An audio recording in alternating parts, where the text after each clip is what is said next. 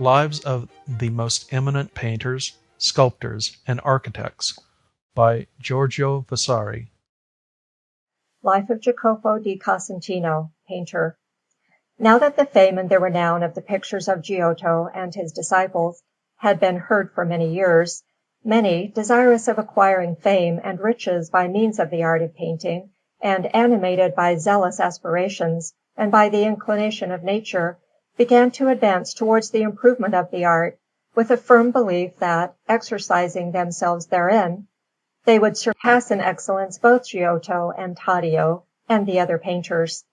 Among these was one Jacopo del Casentino, who, being born, as it is read, of the family of Messer Cristoforo Landino of Pratovecchio, was apprenticed by a friar of the Casentino, then prior at the Sasso de Ibernia, to Taddeo Gaddi, while Taddeo was working in that convent to the end that he might learn drawing and colouring in the art, wherein in a few years he succeeded so well that, betaking himself to Florence, and executing many works in company with Giovanni da Milano, in the service of Taddeo their master, he was made to paint the shrine of the Madonna of the Mercato Vecchio, with the panel in distemper, and likewise the one at the corner of the Piazza de St. Nicolo and the Via del Cocomero, which were restored a few years ago, both one and the other, by a worse master than was Jacopo. And for the dyers he painted that which is in St. Nofri, at the corner of the wall of their garden, opposite to St. Giuseppe. In the meanwhile, the vaults of Orson Michele, over the 12 piers, having been brought to a finish, a low rustic roof was placed upon them, in order to pursue, as soon as might be possible, the building of that palace, which was to be the granary of the commune, and it was given to Jacopo di Casentino, as a person then much practised, to paint these vaults, with instructions that he should make there, as he did, together with the patriarchs, some prophets, and the chiefs of the tribes, who were in all 16 figures, on a ground of ultramarine, today half spoiled, not to mention the other ornaments. Next, on the walls below and on the piers, he made many miracles of the Madonna, and other works that are recognized by the manner. This work finished, Jacopo returned to the Casentino, and after he had made many works in Pratovecchio, in Poppi, and other places in that valley, he betook himself to Arezzo, which then governed itself with the council of 60 of its richest and most honoured citizens, to whose care was committed the whole administration.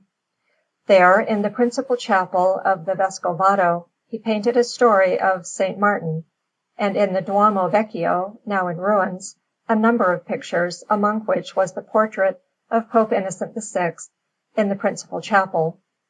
Next, in the church of St. Bartolomeo, for the chapter of the canons of the Pieve, he painted the wall where the high altar is, and the chapel of St. Maria della Neve, and in the old company of St. Giovanni de' Peducci, he made many stories of that saint, which today are covered with whitewash.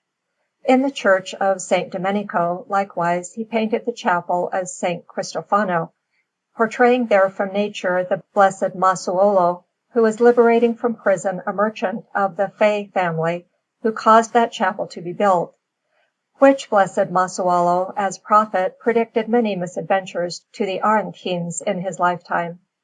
In the church of St. Agostino, in the chapel and on the altar of the Nardi, he painted in fresco some stories of St. Lawrence, with marvellous manner and execution.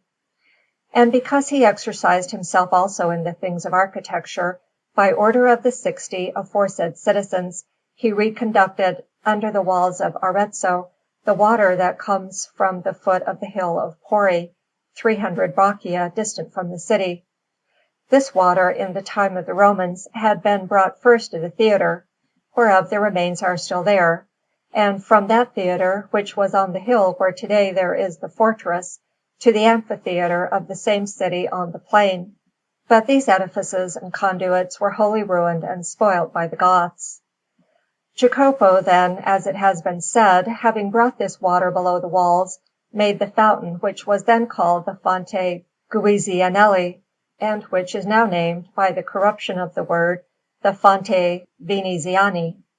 This work endured from that time, which was the year 1354, up to the year 1527, and no more, for the reason that the plague of that year, the war that came afterwards, the fact that many intercepted the water at their own convenience for the use of their gardens, and still more the fact that Jacopo did not sink it, brought it about that today it is not, as it should be, standing. The while that the aqueduct was going on being built, Jacopo, not leaving aside his painting, wrought many scenes from the acts of Bishop Guido and Piero Sacconi in the palace that was in the old citadel, now in ruins.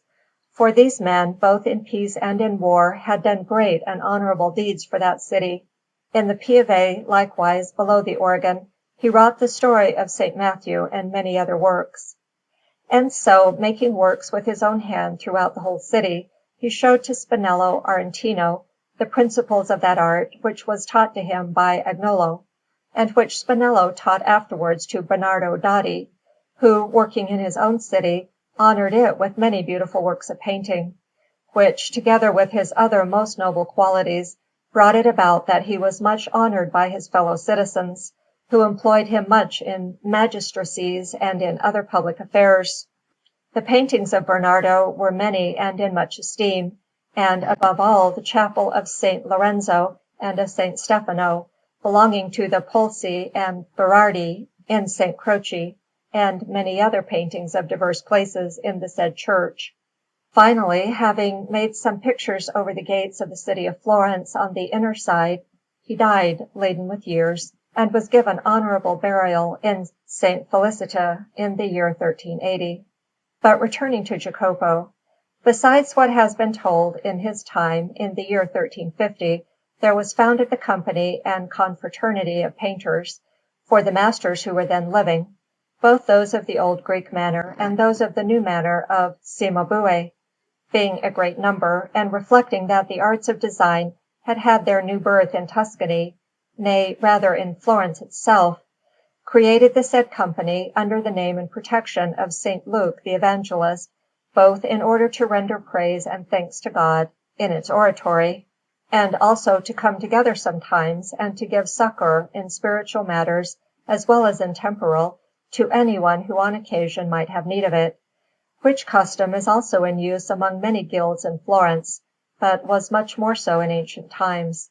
Their first oratory was the principal chapel of the hospital of St. Maria Nuova, which was conceded to them by the family of the Portinari, and those who were the first governors of the said company, with the title of captains, were 6, besides 2 councillors and 2 treasurers, as it may be seen in the old book of the said company, begun at the time, whereof the first chapter begins thus: These articles and ordinances were drawn up and made by good and discreet men of the Guild of Painters in Florence, and at the time of Lapo Gucci painter, Boni Senuzzi painter, Corsino Buonuti painter, Paschino Seni painter, Sena de Antinano painter. The councillors were Bernardo Dotti and Jacopo di Casentino painters, and the treasurers Consiglio Gherardi and Domenico Pucci painters. The said company being created in this way, at the request of the captains and of the others, Jacopo di Casentino painted the panel of their chapel, making therein a St. Luke, who is portraying Our Lady in a picture, and on one side of the predella the men of the company, and on the other all the women kneeling. From this beginning, sometimes assembling and sometimes not, this company has continued up to its arrival, at the conditions wherein it stands today, as it is narrated in its new articles, approved by the most illustrious Lord Duke Cosimo, most benign protector of these arts of design. Finally, being heavy with years and much fatigued, Jacopo returned to the Casentino, and died in Prato Vecchio at the age of 80, and was buried by his relatives and friends in St. Agnolo, the abbey of the order of Camaldoli, without Prato Vecchio.